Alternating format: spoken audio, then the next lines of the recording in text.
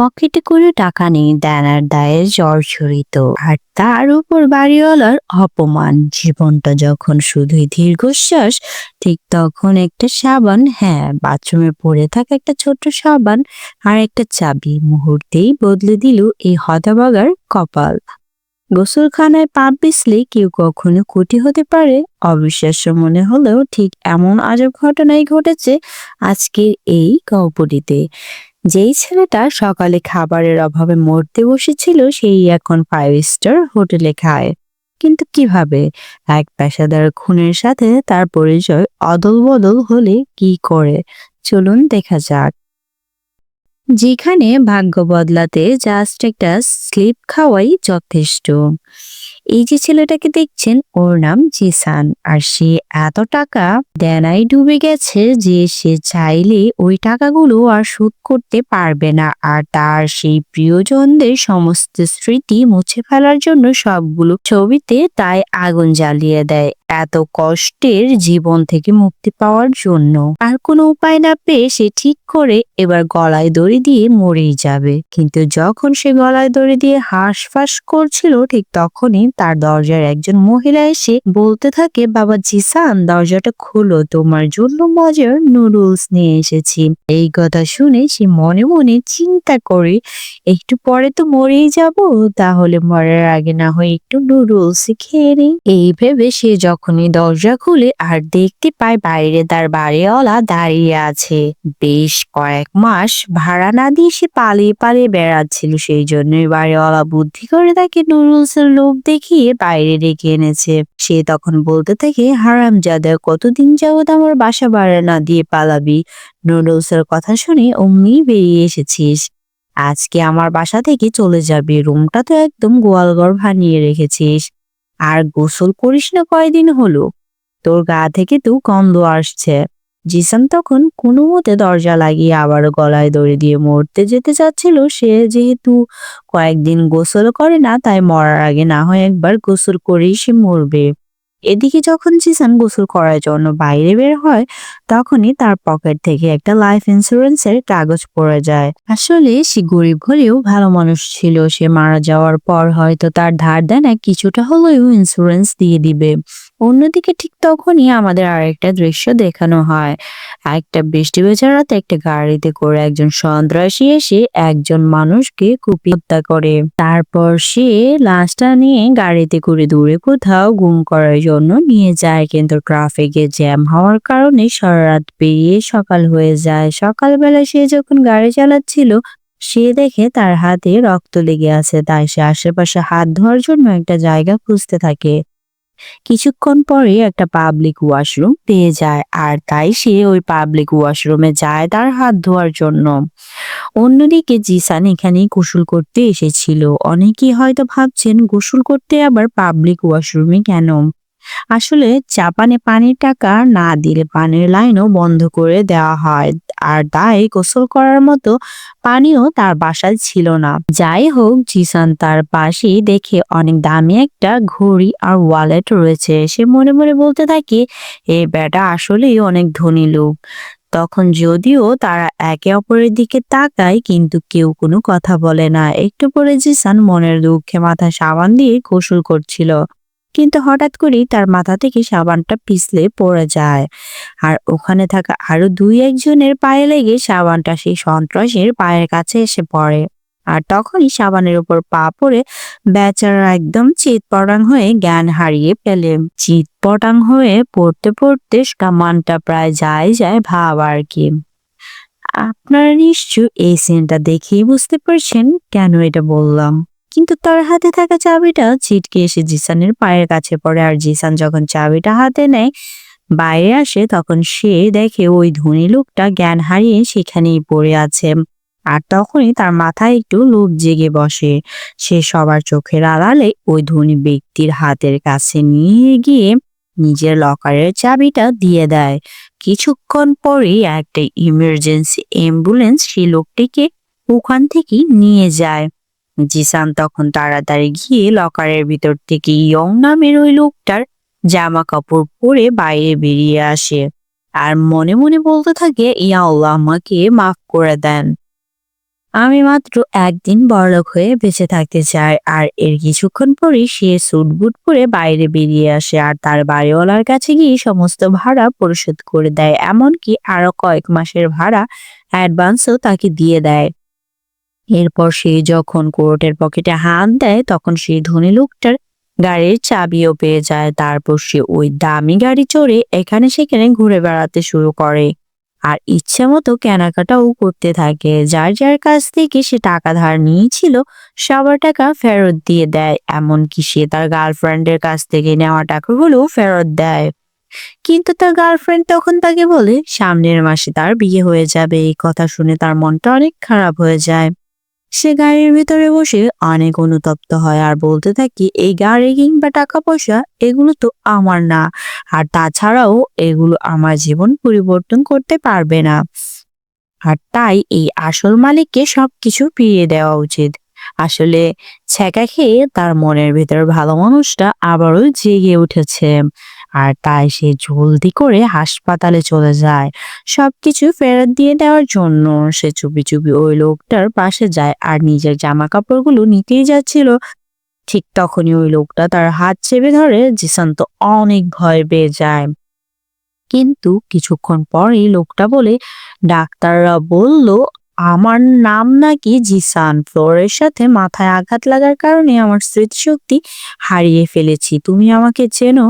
জিসান তখন ভয়ে ভয়ে বলে, না না, আমি আপনাকে চিনি না। আমি তো ভুল করে আমার বন্ধুর সাথে দেখা করতে এসেছিলাম, ভুলে এখানে চলে এসেছি। এই বলে সে ওখান থেকে চলে যায়। অন্যদিকে ইয়ং সুস্থ হওয়ার পর হাসপাতালে রিসেপশনে যায় বিল পরিশোধ করার জন্য, কিন্তু পকেটে হাত দিয়ে দেখে তার পকেটে মাত্র $2 রয়েছে। আর এই কিছুক্ষণ পরেই ওখানে একটি মেয়ে আসলে ওই মেয়েটা অ্যাম্বুলেন্স করে হসপিটালে নিয়ে এসেছিল। আর তাই সে এখন এসেছিল ইয়ং এর খোঁজ নিতে। কিন্তু মেয়েটাকে দেখেই ইয়ং বলে ওঠে, দয়া করে আপনি যদি আমার হাসপাতালের বিলটা দিয়ে দিতেন তাহলে আমার জন্য খুবই উপকার হতো। আমি বাড়ি গিয়ে আপনার সমস্ত টাকা পরিশোধ করে দিব। মেয়েটা তখন আর কোনো উপায় না পেয়ে হসপিটালের বিল দিয়ে দেয়। এরপর অ্যাম্বুলেন্স করে ইয়ংকে নিয়ে তার বাড়ির দিকে রওনা হয়। গাড়ি চালাতে চালাতে মেয়েটা তার কাছে তার নাম জানতে চাইলে সে তার আইডি কার্ড দেখিয়ে বলে, আমার নাম জিসান।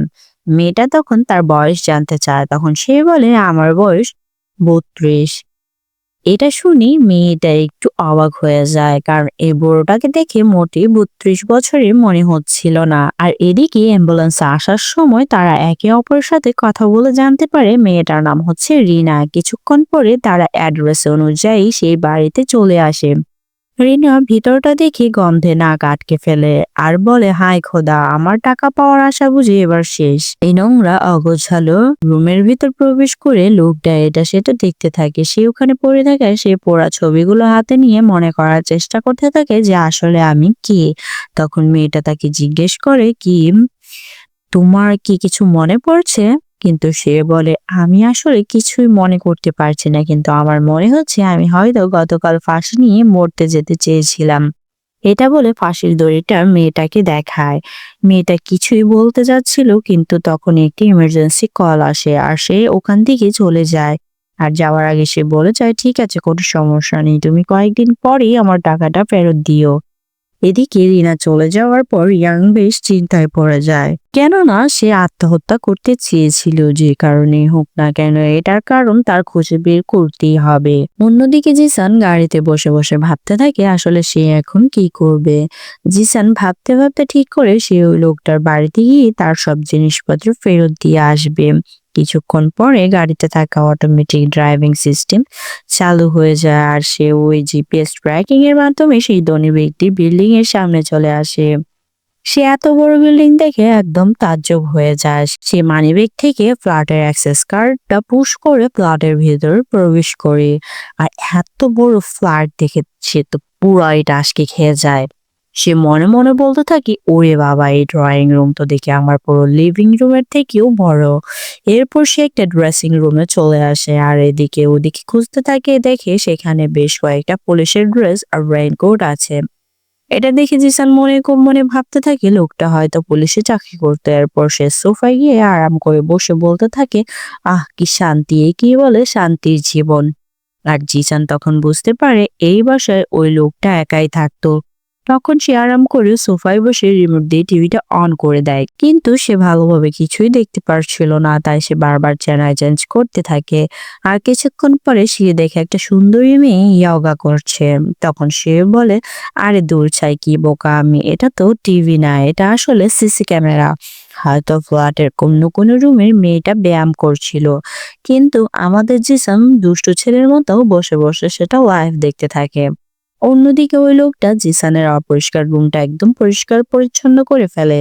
এরপর সে একটা নোট খাতা নিয়ে বসে আর তার নাম, বয়স এগুলো লিখে রাখতে থাকে। তাকে অবশ্যই নিজেকে খুঁজে বের করতে হবে, সেজন্য তার প্রতিবেশীদেরকে নক করতে থাকে, কিন্তু কেউই তার কোনো কথা শোনে না আর দরজাও খুলছিল না। তখনই তার এক প্রতিবেশী বউয়ের সাথে জ্ঞানচাম করে বাইরে বের হচ্ছিল। আর ঠিক তখনই ওই লোকটার সাথে কথা বলতে গেলে লোকটা রাগের মাথায় ইয়ং এর সাথে মারামারি করতে শুরু করে দেয়। কিন্তু দেখা যায় ইয়ং তখন একটা আধুনিক কুংফু মাস্টারের মতো মেরে একদম মাটিতে ফেলে দেয়। আসলে ভুলে গেলে চলবে না, সে একজন ক্রেন কিলার ছিল। তার স্মৃতিশক্তি ভুলে গেলেও সে তার আত্মরক্ষার ট্রেনিং গুলো এখনো ভোলেনি। ইয়ং তখন ভাবতে থাকে সে হয়তো অতীতে একজন কুংফু মাস্টার ছিল। এদিকে জিসান তখন ইয়ং এর বাড়িতে এসে দামি দামি খাবার খেয়ে পুরো জায়গাটা নোংরা করে সোফার মধ্যে ঘুমিয়ে পড়ে। আর হঠাৎ করে ঘুম ভাঙলে সেই সিসিটিভিতে সে দেখতে পায় যে ওই মেয়েটা হত্যা করার চেষ্টা করছে। তখন জিসান তাড়াতাড়ি করে ইমার্জেন্সি পুলিশে কল দিতে যাবে, ঠিক তখনই খেয়াল করে যে আসলে মেয়েটা আত্মহত্যার নাটক করছিল। অন্যদিকে রিনা নামের সেই মেয়েটা ইয়ং এর কাছে টাকা পেত, তাই সে হঠাৎ করেই তার বাসার দিকে আসছিল তার সাথে দেখা করার জন্য। কিন্তু বাসায় আসতেই দেখে ইয়াং অসুস্থ হয়ে ফ্লোরে পড়ে আছে। রিনা তাড়াতাড়ি করে তার কাছে চলে আসে। আর আসার পর সে বুঝতে পারে ইয়ং আসলে জীবনে প্রথমবার সিগারেট খেয়েছে, আর তাই কষ্টে তার দম বন্ধ হয়ে যাচ্ছিল। আসলে ইয়ং এসব কিছু করেছিল নিজের পরিচয় খুঁজে পাওয়ার জন্য। সে সবকিছু ট্রাই করে দেখার চেষ্টা করছিল আসলে সে কে। আর এগুলো করতে করতে সে বুঝতে পারে সে অনেক ভালো কুংফু জানে, এমনকি অনেক ভালো চাকু চালাতে পারে। আর সে নিজে খুব পরিষ্কার পরিচ্ছন্ন একটা মানুষ। আর এগুলো একটা একটা করে সে তার ডায়েরিতেও লিখে রাখছিল। আর রিনা যখন খেয়াল করে ইয়ং খুব ভালোভাবে চাকু চালাতে পারে, তখন তার মাথায় একটা আইডিয়া চলে আসে। সেই ইয়ংকে নিয়ে তার মায়ের হোটেলে চলে আসে আর সেখানে তাকে কাটাকাটির একটা চাকরি অফার করে। যদিও রিনার মা প্রথমে ইয়ংকে কিছুতেই চাকরিটা দিতে চাচ্ছিল না, কারণ তাদের ছোট্ট একটা হোটেল আর খুব বেশি কাস্টমারও নেই। তাই ইয়ংকে বেতন দেওয়া তো দূরের কথা, তাদের জন্য একটু কষ্ট হয়ে যাবে। কিন্তু রিনা তখন তার মাকে এটা বলে বোঝায় যে সে ইয়ং এর কাছে অনেক টাকা পাবে, তাই সে চাই ইয়ংকে পরিশ্রম করিয়ে টাকাটা উসুল করে নিতে। যাই হোক, অবশেষে রিনার মা রাজি হয়ে যায়। আর সেই ইয়ংকে বলে, তুমি একটু হাসি খুশি থাকবে, তা না হলে তোমার এই গম্ভীর চেয়ার দেখি কাস্টমাররা হয়তো পালিয়ে যাবে। আর অন্যদিকে জিসানের সারাদিন আজাইরা বসে থাকতে থাকতে ক্ষুধা লেগে যায়। তাই সে তখন রুমের আনাচে কানাচে খাবার খুঁজতে থাকে। অনেক খোঁজাখুঁজির পর সে একটা বক্স পায় আর সে ভাবছিল হয়তো এর মধ্যে কোনো মজাদার খাবার রয়েছে। এইভাবেই সে যখন বক্সটা ওপেন করবে, তখন সে দেখতে পায় ভেতরে বান্ডিল বান্ডিল টাকা পড়ে রয়েছে। এটা দেখে সে অনেক তো অবাক হয়ে যায়, কিন্তু এত টাকা বেশি খুশিতে অনলাইন থেকে অনেক দামি দামি খাবার অর্ডার করে, যেগুলো সে কোনোদিনও খায়নি। আর লজিক ওই যে একদিন তো মরেই যাব, তাই মরার আগে তো খাওয়াই উচিত, তাই না? যাই হোক, এরপর খাবার খেতে খেতে সে পাশেই দেখে অনেক দামি দামি ব্র্যান্ডের মদ রাখা রয়েছে। আর তাই সে তখন সব থেকে দামি ব্র্যান্ডের একটা মদের বোতল টান দিয়ে নিয়ে নেয়। আর তখনই বোতলের সাথে বাঁধা রশিতে টান লেগে ভেতরের একটা গোপন দরজা খুলে যায়। সে আস্তে আস্তে ওই রুমের ভিতরে প্রবেশ করে। রুমের ভিতরে গিয়ে সে দেখে অনেকগুলো পুলিশের আইডি কার্ড আর ওই লোকটার অনেকগুলো নামে পাসপোর্ট রয়েছে। এছাড়াও ওই গোপন রুমে অনেকগুলো কম্পিউটারও রাখা ছিল, এমনকি দেওয়ালে বিভিন্ন মিশনের প্ল্যান সাজানো ছিল। দেখে মনে হচ্ছিল লোকটা হয়তো অনেক হায়ার সিকিউরিটির কোনো ইন্টেলিজেন্সের চাকরি করে। কিন্তু কিছুক্ষণ পর জেসান খেয়াল করে যে এই মেয়েটাকে সে ওই দিন সিসিটিভিতে দেখেছিল, ওই মেয়েটার কিছু পোস্টার এখনো রয়েছে। সে মনে করে হয়তো মেয়েটাকে কোনো সন্ত্রাসী মেরে ফেলতে চায়, তাই হয়তো এই লোকটাকে গোপনে পুলিশের মিশনের কারণে মেয়েটার উপর নজর রাখছে। মেয়েটাকে দেখে তার একটু মায়া হয়। সে তখন ভাবতে থাকে যদি ওই ব্যক্তির স্মৃতি না হারিয়ে যেত তাহলে হয়তো মেয়েটাকে মরতে হতো না। কিন্তু যেভাবেই হোক এই তো সুন্দরী মেয়েটাকে মরতে দেওয়া যায় না, তাই না? তাই সে ডিসিশন নেয় সেই মেয়েটাকে যে করেই হোক বাঁচাবে। যেমন ভাবা তেমনই কাজ। জিসান তখন মেইনটেন্যান্সের ড্রেস পরে প্রত্যেকটা অ্যাপার্টমেন্টে খোঁজ নিতে থাকে, কিন্তু কোনো অ্যাপার্টমেন্টই সেই মেয়েটার খোঁজ পায় না। আর তখন সে তার ডায়েরিতে লিখে রাখা ফ্ল্যাটগুলোর নাম্বার একটা একটা করে কেটে দিতে থাকে। এরপর সে যখন রুমে এসে ভাবতে থাকে কিভাবে সে মেয়েটাকে খুঁজে বের করবে, ভাবতে ভাবতে সে সিসিটিভির দিকে তাকিয়েছিল। আর তখন দেখে মেয়েটা বারবার আনহদ করার চেষ্টা করছিল। আর সে যখনই ফ্লোরে পড়ে যাচ্ছে ঠিক তখনই তার উপর থেকে শব্দ আসছে। এটা দেখে জিসান একবার শিওর হয়ে যায় যে মেয়েটা নিশ্চয়ই তার ঠিক ওপর তলাতেই রয়েছে। তাই আর দেরি না করে জিসান উপরতলায় গিয়ে কলিং বেল দিতেই মেয়েটা বাইরে আসে। সে তখন মেয়েটার সাথে একটু পরিচয় হওয়ার চেষ্টা করছিল, কিন্তু মেয়েটা তাকে বেশি একটা পাত্তা দেয় না, এমনকি তার মুখের উপর দরজা লাগিয়ে দেয়। অন্যদিকে ইয়ং যেহেতু অনেক ভালো চাকু চালাতে পারতো, তাই সে তার চাকুর সাহায্যে বিভিন্ন ডিজাইনের মজার মজার খাবার রান্না করে ফেলে। আর তার এইসব ইউনিক খাবারগুলো খেয়ে কাস্টমাররা একদমই অবাক হয়ে যায়। এমনকি তার বিশেষ আইসক্রিম খাওয়ার জন্য শত শত মেয়েরা হোটেলের বাইরে লাইন ধরে দাঁড়িয়ে থাকতে শুরু করে। আর তাদের ব্যবসা ভালোই চলতে থাকে। এটা দেখে রিনা তার মা অনেক বেশি খুশি হয়ে যায়। সব কাজ শেষ করে রিনা তার বাসায় এসে বলে, তোমার জন্যই আমাদের হোটেলে এখনো অনেক কেনাবেচা হচ্ছে। প্রতি মাসের 25 তারিখে তোমাকে বেতন দেওয়া হবে। এই বলে মেয়েটা ওখান থেকে চলে যায়। ইয়ং ইউক এখন ক্যালেন্ডারের তারিখ খুঁজতে গেলে দেখতে পাই যে 25 তারিখে একটা জায়গার নাম লেখা আছে। আর আসলে তার পরের দিনই ছিল 25 তারিখ। তাই সে সকালবেলায় ওই জায়গায় গিয়ে দাঁড়িয়ে থাকতে থাকে। তখনই একটা গাড়িতে এসে কয়েকজন মানুষ সবার নাম ধরে ডেকে ডেকে গাড়িতে তুলতে থাকে। যখন জিসনের নাম ধরে ডাকে সে এগিয়ে গিয়ে গাড়িতে উঠে পড়ে। কিছুক্ষণ পরে তারা একটা শুটিং স্পটে চলে আসে। আসলে এখানে তাদেরকে ছোটখাটো রোলে অ্যাক্টিং করানোর জন্য আনা হয়েছে।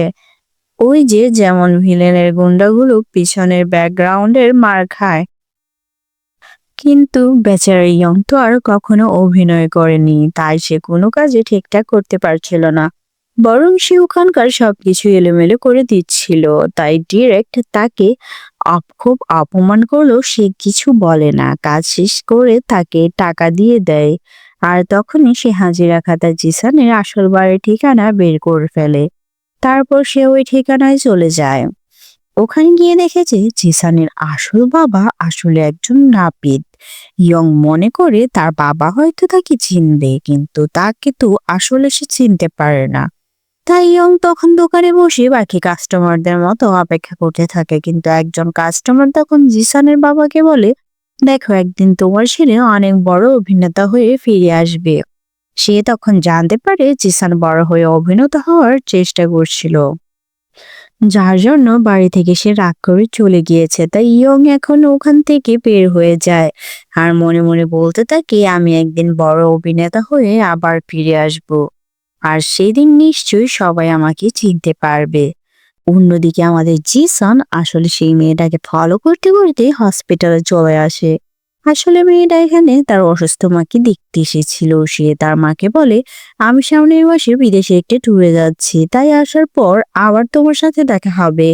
এরপর মেয়েটা যখন আবার বাসার দিকে ফিরছিল ঠিক তখনই হঠাৎ করে কাউকে দেখে সে অনেক ভয় পেয়ে যায় আর ঘুরে গিয়ে উল্টো দিকে হাঁটতে শুরু করে। আর এদিকে তার পিছু করতে থাকা জিসান তাকে ঘুরতে দেখি নিজেও ঘুরে যায়। আর মেয়েটা যখন পাশাপাশি আসে তখন জিসান পিছনে ফিরে তাকিয়ে দেখে যে লোকটা মেয়েটার পিছু করেছিল তাকে যেন সে কোথাও একটা দেখেছে। একটু পরে তার মনে পড়ে যায়, আরে এই লোকটার ছবি তো সে ইয়ং এর দেওয়ালে দেখেছিল। আর তখনই সে মেয়েটাকে নিয়ে দৌড়ে পার্কিং এরিয়াতে চলে আসে আর তার গাড়িতে মেয়েটাকে লুকিয়ে রাখে। আর এই যাত্রার মতো মেয়েটা বেঁচে যায়। অন্যদিকে ইয়ং সে হোটেলে গিয়ে তার চাকরিটা ছেড়ে দেয়। তখন তারা সবাই চাকরি ছাড়ার কারণ জিজ্ঞেস করলে সে বলে আমি একজন অভিনেতা হতে চাই। আর ইয়ং এর হঠাৎ এমন কথা শুনে সবাই মনে করে তার মাথা হয়তো এবার আসলেই নষ্ট হয়ে গিয়েছে। সে বাড়িতে ফিরে পুরোদমে অভিনেতা হওয়ার প্র্যাকটিস শুরু করে। সে প্রতিদিন ভোরবেলায় দৌড়ায়, পুশ আপ দেয় এবং স্ক্রিপ্ট দেখে দেখে মুখস্থ করে প্র্যাকটিস করতে থাকে। অন্যদিকে জেসন মেয়েটিকে সব জায়গায় ফলো করতে থাকে, জানতে পারে মেয়েটার নাম হচ্ছে ইয়ংজু। সে যতই মেয়েটাকে পটানোর চেষ্টা করে না কেন, কিন্তু একবারও সেই মেয়েটা তাকে পাত্তা দিচ্ছিল না। কিন্তু জিসান খেয়াল করে মাঝে মাঝেই মাঝরাতে মেয়েটা বেশ কিছু সুটকেস আর ব্যাগ নিয়ে বাইরে গিয়ে কারোর জন্য অপেক্ষা করে, কিন্তু তার সাথে দেখা করার জন্য কেউই আসে না। কিন্তু জিসানও কিছুতে মেয়েটার পিছু ছাড়ছিল না। একদিন যখন সে লাগেজ নিয়ে যাচ্ছিল, তখন জিসান তাকে সাহায্য করার জন্য টানাটানি করতে থাকে, আর তার এই টানাটানির কারণে লাগেজের হ্যান্ডেলটাই ভেঙে যায়। অন্যদিকে ইয়ং আবার শুটিং এ গিয়েছে, কিন্তু আজকে সে নায়কের বডিগার্ড হিসেবে রোল পায়। আসলে এটা একটা ফাইটিং সিন ছিল, আর যখনই ডিরেক্টর অ্যাকশন বলে তখন ইয়ং আর নিজেকে ধরে রাখতে পারে না। সামনে মারামারি হতে দেখে সে নায়কের থেকেও বেশি ভালো ফাইট করছিল, সবাইকে মেরে একদম শুইয়ে দেয়। আর এটা দেখে ডিরেক্টর অনেক বেশি অবাক হয়ে যায়। তাই সে তখন ইয়ংকে পরবর্তী শুটিং এর জন্য নায়কের ডান হাত বানিয়ে দেয়। পরদিন যখন আবারও শুটিং শুরু হয়, তখন দেখা যায় যে সে আসলে নায়কের থেকেও অনেক ভালো করছিল, এমনকি অনেক ভালো ডায়লগও ডেলিভারি করছিল। আর পরিচালক তখন তাকে একটু একটু করে ভালো রোল দেওয়া শুরু করে। এভাবে বেশ কিছুদিন যাওয়ার পর ইয়ং যখন আবার হোটেলে কাজ করা শুরু করে, তখন সবাই তাকে টিভিতে থেকে অটোগ্রাফ নেওয়ার জন্য আসে। আর এভাবেই ইয়ং এর দিনকাল ভালোই কাটতে থাকে। অন্যদিকে জিসান প্রতিদিনই মেয়েটাকে একটি করে গিফট দেয়, আর আস্তে আস্তে তাদের দুজনের মধ্যে একটা ভালো বন্ধুত্বের সম্পর্ক গড়ে ওঠে। এভাবেই একদিন যখন জিসান বাসায় ছিল, হঠাৎ করে ইয়ং ওই সিক্রেট রুমে থাকা একটি ফোন বেজে ওঠে। আর তখন ফোনে থাকা অপর পাশে লোকটা জিসানকে একটা লোকেশন দিয়ে মিটিং এ আসতে বলে। প্রথমে জিসান বুঝতে পারছিল না কি করবে, কিন্তু একটু চিন্তা ভাবনা করার পর সে মিটিং এ যাওয়ার সিদ্ধান্ত নেয়। আর কালো ক্যাপ, চশমার মাস্ক পরে মিটিং এ হাজির হয়। মিটিং এর বাকি লোকেরা তখন তাকে দেখে সম্মানের সাথে দাঁড়িয়ে যাচ্ছিল। আসলে তারা তো সবাই জিসানকে ইয়ং ভাবছিল। আর সব থেকে মজার বিষয় হলো আজ পর্যন্ত কেউ ইয়ং এর চেহারা দেখেনি, তাই তাকে কেউ ফিজিক্যালি চিনেও না। মিটিং এ থাকা একজন লোক তখন জিসানকে বলে, তোমার গত মাসের 25 তারিখে ইয়ংজু নামের ওই মেয়েটাকে মেরে ফেলার কথা ছিল, কিন্তু তুমি এখনো মারনি কেন? আর তাই তখন মিটিং এর সবাই জিসানকে ইয়ং ভেবে তাকে বলে, তোমাকে খুব দ্রুত কাজটা শেষ করতে হবে, তা না হলে ইয়াংজু যে কোনো সময় পুলিশের কাছে চলে যেতে পারে। জিসান কোনো মতে তাদেরকে বোঝায় যে হ্যাঁ ঠিক আছে, কাজটা তাড়াতাড়ি হয়ে যাবে। এটা বলে সে দ্রুত সেখান থেকে চলে যায়। কিন্তু তখন আমরা দেখতে পাই একটা গাড়ির মধ্যে বসে কেউ একজন জিসানকে ফলো করছিল, আর তার পেছনে একজন লোক লাগিয়ে দেয় যাতে করে সেই ইয়ংজুর লোকেশন বের করতে পারে। এদিকে জিসান যখন বাসায় ফিরে সে অনেক রেগেছিল, কারণ এখন সে বুঝতে পারছে যে ইয়ং আসলে কোনো পুলিশ নয়, সে একজন ভাড়াটিয়া খুনি। অন্যদিকে ইয়ং তখন তার সিরিজের অন্য এপিসোডগুলোর শুটিং করছিল, কিন্তু এই সিরিজের মেইন নায়ক ইয়ং এর প্রতি এতটাই জ্বলছিল যে সে ডিরেক্টরকে ডেকে বলে গল্প পরিবর্তন করে দাও, তা না হলে আমি অ্যাক্টিং করব না। এমনকি অ্যাক্টিং করার সময় একটা ফাইটিং সিন ইচ্ছে করেই ইয়ং এর মাথায় লাঠি দিয়ে জোরে আঘাত করে ইয়ং প্রচন্ড ব্যথা পেয়েছিল, কিন্তু তারপরেও সে তার সমস্ত ব্যথা লুকিয়ে হাসি মুখে বলে শটটা কি ঠিক ছিল। অন্যদিকে আমাদের জিসান এতক্ষণে মনে মনে ঠিক করে ফেলেছে যে সে ইয়ংকে মেরেই ফেলবে, কারণ ইয়ং না মারা গেলে ইয়ঞ্জু বাঁচতে পারবে না। আর এখন তো ইয়ঞ্জুকে ভালোবেসে ফেলেছে, তাই নায়ক হিসেবে তার তো একটা কর্তব্য আছে, তাই না? যাই হোক, জিসান এখন ইয়ংকে ফলো করছিল, কিন্তু ইয়ং কিছুক্ষণ পরেই টের পেয়ে যায়, আর সে তার দিকে ফিরে বলে, কি ব্যাপার, তুমি কি আমার ফ্যান নাকি? তখন জিসান বলে, হ্যাঁ স্যার, আমি আপনার বড় বিশাল ফ্যান, এই নেন আমার পার্সোনাল জায়গাতে এখানে একটু সাইন করে দেন। জিসানের এমন উদ্ভট কথা শুনে ইয়াংও তখন একটু ভয় না পেয়ে কলম বের করে তার ওই চাহিদা মতো জায়গায় সাইন করে দিতে যায়। এদিকে এই সব কিছুর মধ্যে ইয়ং আর রিনার সম্পর্কে অনেক ক্লোজ হয়ে যায়। তারাও একে অপরের কাছে চলে আসে। পরে বৃহস্পতিবার ইউজু আবারও তার লাগেজগুলো নিয়ে রাস্তায় এসে দাঁড়িয়ে থাকে, আর তখন জিসান তার সামনে আসে। জিসান তখন ইউজুকে বলে, আমি আসলে একজন পুলিশ অফিসার, তোমার সুরক্ষার জন্যই আমাকে এখানে পাঠানো হয়েছে, কিন্তু আমি তোমাকে অনেক ভালোবেসে ফেলেছি। এটা বলে ইয়াংজুকে জড়িয়ে ধরে। কিন্তু এই সুখের ঘটনার মধ্যেও ঘটে যায় এক বিপত্তি। ওই যে মনে আছে গাড়ির মধ্যে একটা লোক কে দেখেছিলেন, সে একজন বড় বিজনেসম্যান, আর সেই ইয়াংজুকে মেরে ফেলতে চাচ্ছিল। আর তার গুন্ডারা ইয়াংজু আর জিসানের ছবি তুলে তার কাছে পাঠিয়ে দেয়। আর তার ওই বিজনেসম্যান তার সব লোকদেরকে বলে জিসান আর ইয়ংজুকে দুজনকেই খুন করে ফেলো। আসলে সে তো জিসানকে ইয়ং ভাবছিল। পরের দিন ইয়ং এর কাজে ছুটি ছিল, তাই সে রিনা আর তার পরিবারকে নিয়ে একটা পিকনিকের জন্য ঘুরতে বের হয়। আর তারা সবাই মিলে একটা সুন্দর জায়গায় যায়, আর সেখানে সারাদিন সবাই মিলে অনেক মজা করে। ইয়ং তার মাথার নিচে হাত দিয়ে আকাশের দিকে তাকিয়ে বলছিল, এই জীবনটা আমার অনেক পছন্দ হচ্ছে, সবকিছু ঠিকঠাকই যাচ্ছিল। কিন্তু রাতে যখন তারা পিকনিক থেকে বাসার দিকে ফিরছিল, তখনই রাস্তায় বৃষ্টি শুরু হয়। আর তখন বাড়ির মধ্যে একটা গান বাজছিল, আর সবকিছু মিলে পরিবেশটা তার স্মৃতিগুলো আস্তে আস্তে মনে করিয়ে দিচ্ছিল। আর কিছুক্ষণের মধ্যে ইয়ং এর অ্যাক্সিডেন্টের আগের রাতে সবকিছু মনে পড়ে যায়, যে আসলে সে একজন পেশাদার কিলার। আর সবকিছু মনে পড়তেই সে সোজা নিজের বাড়িতে চলে যায় ইয়ংজুর সাথে দেখা করতে। কিন্তু সেখানে তো জিসান ইয়ংকে থামানোর অনেক চেষ্টা করে, কিন্তু তার সাথে ঠিক পেরে ওঠে না। আর তখনই ইয়ং একটা টুইস্ট রিভিল করে। সে বলে, আসলে প্রতি বছর আন্ডারওয়ার্ল্ড থেকে অনেকগুলো ডেথ ওয়ারেন্ট বের হয়, আর আমি তাদের মধ্য থেকে কিছু কন্ট্রাক্ট নেই। কিন্তু আমি যাদের কন্ট্রাক্ট নিই তাদেরকে আমি কখনোই মারি না। তাদের সাথে দেখা করে তাদের ডেথ ওয়ারেন্টের ব্যাপারে সবকিছু খুলে বলি, আর তারপর তাদেরকে মেরে ফেলার একটা অ্যাক্টিং করি। তারপর এদেরকে দূরে শহরে নিয়ে গিয়ে আমি ছেড়ে দিয়ে আসি। আর এভাবে দুই পক্ষের লোকেরাই খুশি থাকে। আসলে ইয়াংজুর কাছে একটা প্যান ড্রাইভ আছে, যে প্যান ড্রাইভটা পাবলিক হলে একটা বড় বিজনেসম্যানের ব্যবসা ফুট হয়ে যাবে। আর তাই তারা সবাই মিলে ইয়াংজুকে মেরে ফেলতে যাচ্ছিল। কিন্তু আমি চেয়েছিলাম তাকে মরার নাটক করে তাকে দেশের বাইরে পাঠিয়ে দেব। কিন্তু তার মধ্যে এই অ্যাক্সিডেন্ট সবকিছু উলটপালট করে দিয়েছে। ইয়ং এর কথা শুনে জিসান বুঝতে পারে যে আসলে ইয়ং মানুষটা খারাপ না। কিন্তু ইয়াংজু তখন বলে, আমি একা কিছুতেই বাইরে যাব না, কারণ এখন আমাকে বাঁচাতে গিয়ে জিসানের লাইফও রিস্কে পড়ে গিয়েছে। ওরা এখন জিসানকেও মারতে চায়।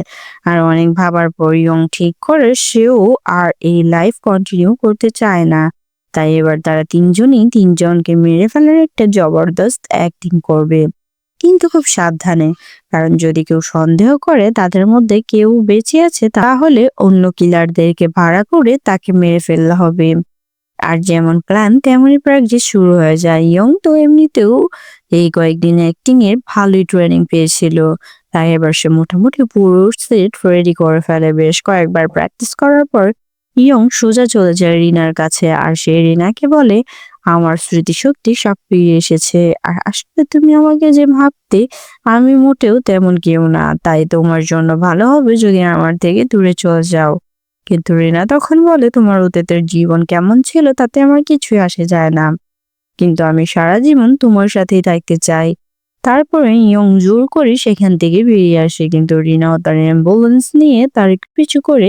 একটু পর জিসান আর ইয়াংজু তাদের প্ল্যান করা একটি পুরাতন ওয়্যার হাউসে চলে আসে। আর প্রথমে জিসান ইয়াংজুকে টানতে টানতে ভেতরে নিয়ে আসে। আসলে ওখানে ওই বিজনেসম্যান আর তার সাঙ্গপাঙ্গরাও উপস্থিত ছিল, আর এমন ভাবে অ্যাক্টিং করতে থাকে যেন সে তাকে ফাঁসানোর জন্যই ভালোবাসার নাটক করেছিল। আর তারপর সবার সামনে সেই ইয়াংজুকে ছুরি মেরে ফেলার অ্যাক্টিং করে। তারপর ইয়াংজুর কাছে থাকা সেই প্যান ড্রাইভটা সে বিজনেসম্যানের দিকে ছুড়ে দেয়। কিন্তু ঠিক তখনই সেখানে এন্ট্রি নেয় আমাদের ইয়াং। আসলে ওই বিজনেসম্যানটা জিসান আর ইয়াংজুকে মেরে ফেলার জন্য আরো কিছু কন্ট্রাক্ট কিলারদের সাথে যোগাযোগ করে রেখেছিল। কিন্তু মজার ব্যাপার হলো এর মধ্যে ৪ থেকে ৫টা নাম্বারে ছিল আমাদের ইয়ং এর বিভিন্ন নাম্বার, আর তাই এখন সে সেকেন্ড কন্ট্রাক্ট কিলার হিসেবে হাজির হয়েছে। এখানে ইয়াং এসে জিসানের সাথে ফাইট করা শুরু করে দেয়, আর দুজনেই ভয়ানক ফাইটিং এর অ্যাক্টিং করেছিল। তারা মারামারি করতে করতে একটা নির্দিষ্ট জায়গায় এসে দুজনেই দাঁড়িয়ে পড়ে, আর তখন আসলে ইয়াংচোর হাতে একটা কন্ট্রোলার ছিল, যেটা দিয়ে তারা এবার তাদের ফাইনাল প্ল্যানটা বাস্তবায়ন করবে। সবকিছু ঠিকঠাকই যাচ্ছিল, কিন্তু গড়বড় হয়ে যায় যখন এন্ট্রি হয় রিনার। ইয়াং তাকে বারবার দূরে নিয়ে যাওয়ার চেষ্টা করছিল, কিন্তু রিনা তাকে বারবার ফিরিয়ে নিতে চাচ্ছিল।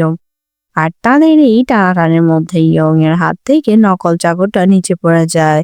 ইয়াং তখন জিসানকে ইশারা করে চাকুটা দূরে নিয়ে তার উপর আক্রমণ করতে, তার জিসানও তার কথা মতোই আক্রমণ করে বসে।